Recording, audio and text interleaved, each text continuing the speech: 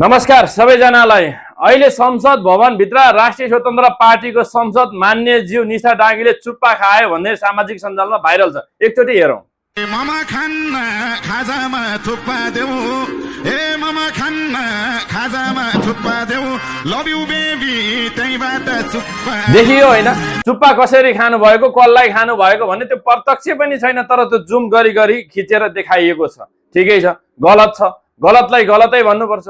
एउटा मान्यज्यूहरूलाई हामीले जनताले जिताएर पठाएको के को लागि र के गर्नको लागि भनेर भन्नु हो भने यो देशमा कानुन राम्रो बनोस्, जनताले के पाउनु पर्ने त्यो पाओस् भनेर तपाईहरुलाई त्यहाँ पठाइएको छ। तपाईहरु संसद भवनभित्र कमसे कम संसद भवनभित्र बस्दै गर्दा त त्यो फिलिङ्स चाहिँ नआओस् भन्ने हाम्रो धारणा हो।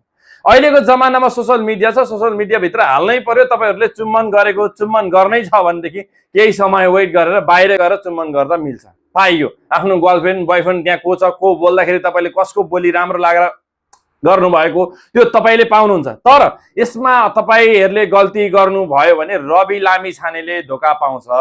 हामीले बार भनेका छौं, रवि लामिछानेले धोका पाउँछ है भनेर बार भनेका छौं। तपाईहरुलाई जति भने पनि नलाग्दो रहेछ।